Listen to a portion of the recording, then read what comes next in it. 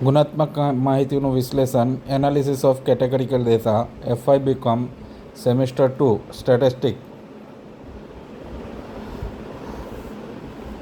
2x2 table જે છે તે એ આલ્ફા ને બી બીટા, આ એ જે છે તે તમારે જે ફાઇન કરવાના છે તેને એઝ્યુમ કરી લો, અને એ ને બી જે બે વેરિયેબલનો આપણે એસોસિએશન ફાઇન કરવાનો છે, ગુણાત્મકમાં વિશ્લેષણ કરવાનો છે, જે ગુણાત્મક સંબંધ શોધવાનો છે તે એ અને બી તેને ધારી લેવાનું, જેને આપણે શોધવાનું છે કે હોસ્ટેલમાં રહેવું ને પાસ થવું, staying in hostel and success, બરાબર, ટ્યુશન ક્લાસીસ લેવું ને પાસ થવું,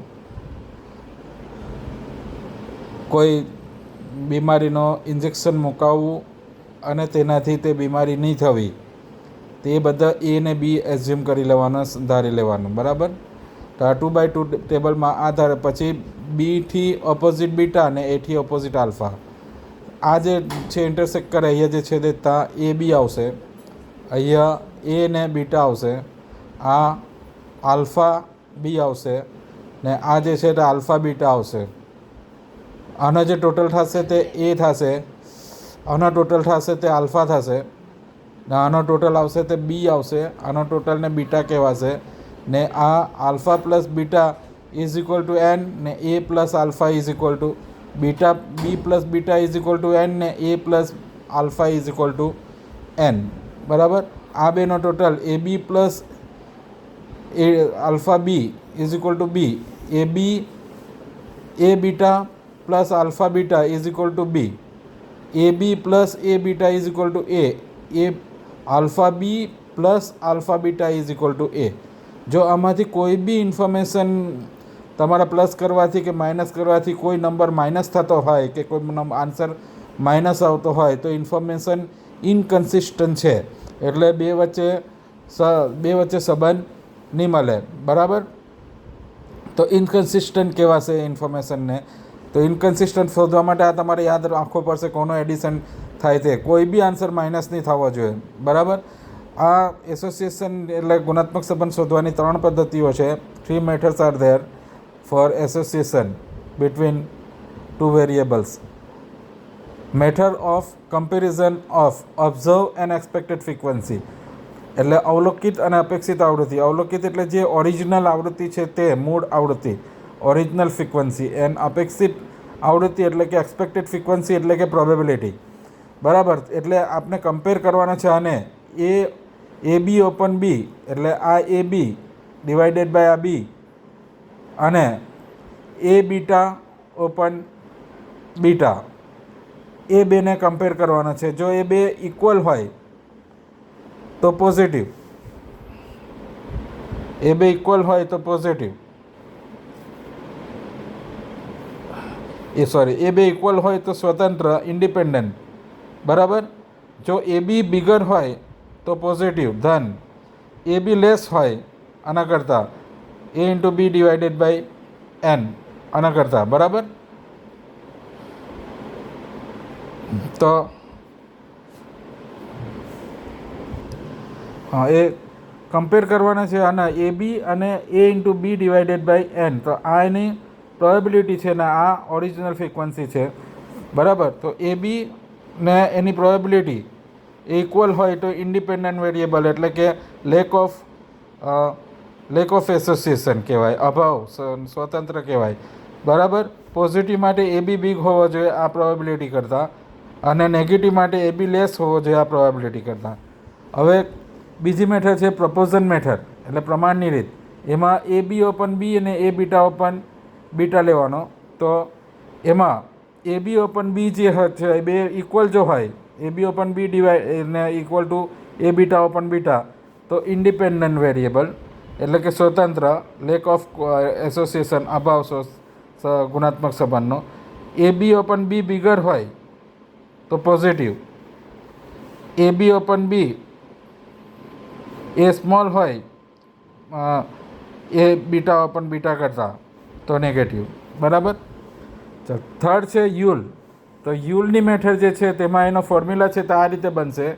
આ બેનો મલ્ટીપ્લાય કરવાનો, આ એ બી ને આલ્ફા બીટા, આ પહેલો મલ્ટીપ્લાય આ લખવાનો, બીજો મલ્ટીપ્લાય આ બેનો કરવાનો, એમ ઉપર માઇનસ કરવાનો એમ, બરાબર. એ બી ઇન્ટુ આલ્ફા બીટા આ બે, ને નીચે પછી માઇનસ આલ્ફા બી ઇન્ટુ એ બીટા, બરાબર, માઇનસ કરવાનું, નીચે બી એ જ બે લખવાનું પણ નીચે પ્લસ કરવાનું.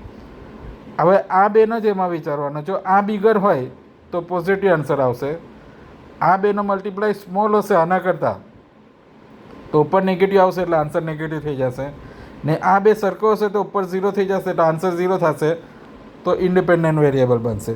એટલે એમાં ઇન્ડિપેન્ડન્ટ વેરિયેબલ માટે આ બે સરખા હોવા જોઈએ, આ બિગ હોય તો પોઝિટિવ ને આ સ્મોલ હોય તો નેગેટિવ, બરાબર.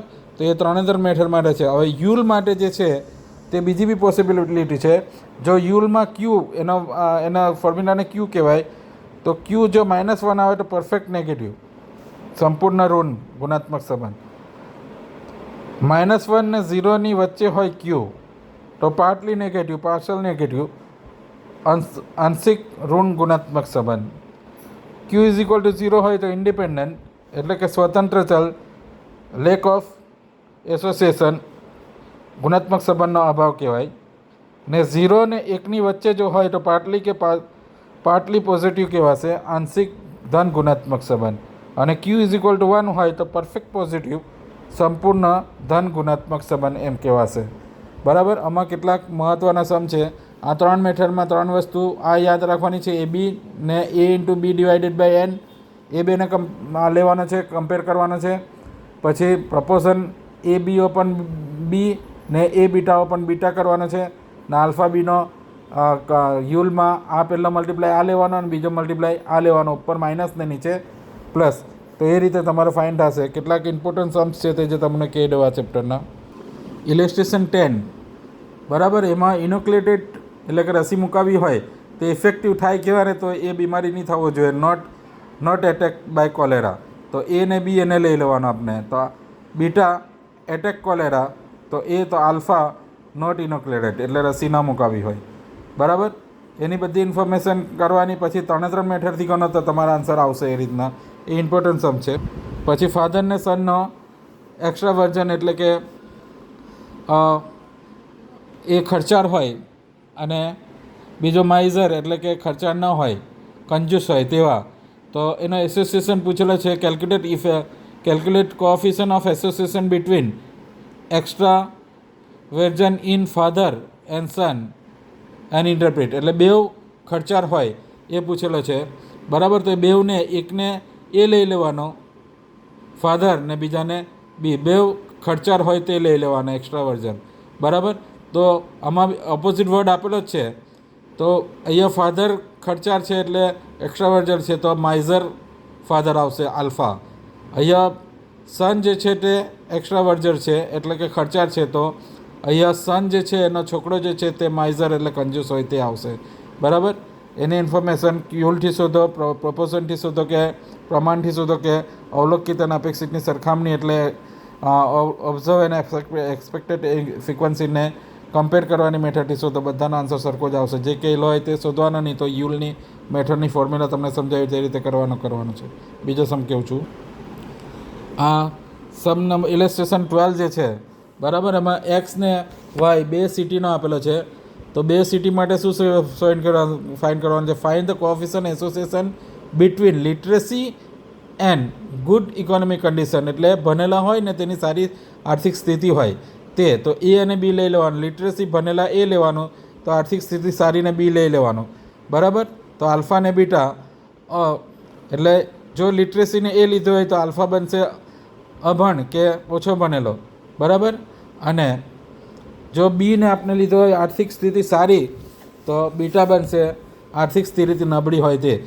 એક્સ ને વાય માટે બેવ એઝ્યુમ કરવાનો. એક્સની અલગ બનાવવાનો 2x2 ટેબલ ને વાયનો અલગ બનાવવાનો. એક્સનો ફાઇન્ડ કરવાનો યુલની મેથડે, વાયનો ફાઇન્ડ કરવાનો, અને બે આન્સરને પછી કમ્પેર કરીને ઇન્ટરપ્રેટ કરવાનું. એના પછી ઇલિસ્ટ્રેશન 14 એ બી ઇમ્પોર્ટન્ટ છે. એમાં મેચ્યોર 17 થી 18 મેચ્યોર થાય તો 18, 19 ને 20 આ મેચ્યોર કહેવાશે, બરાબર. તો મેચ્યોર ને રેગ્યુલર પ્લેઇંગ, બરાબર, એનો રિલેશન પૂછેલો છે. તો આપણે એ અને બી એને લઈને એ તમારે ઇલિસ્ટ્રેશન 14 જોઈ લેવાનું. 18થી બિગરના જે નંબર જે આવે છે તે મેચ્યોરમાં લેવાના છે, બરાબર ને. એ 17 સુધીના નંબર છે તે ઇમેચ્યોરમાં લેવાના છે, બરાબર. ઓકે, આ સમ નંબર 31 છે એ બી ઇમ્પોર્ટન્ટ છે. હોસ્ટેલમાં સ્ટે કરવાનું, resident in hostel and passing examination, એટલે એને રેસિડન્ટ ઇન હોસ્ટેલ લેવાનો અને બીને પાસિંગ ઇન એક્ઝામિનેશન એટલે સક્સેસ લેવાનો, બરાબર. શોર્ટ સમમાં આ રીતના હોઈ શકે. એમાં 15 × 6 કરવાના અને 10 એટલે 15 × 6 માઇનસ 10 × 9 ને નીચે 15 × 6 પ્લસ 10 × 9, બરાબર. એ રીતે યુલનો ક્યુ શોધવાનો. એ જ રીતના એમાં ક્યુ આપી દીધેલો હોય તો ક્યુ 0 આપેલો હોય તો આમાંથી એક્સ કે કોઈ બી એક નંબર શોધવાનો છે.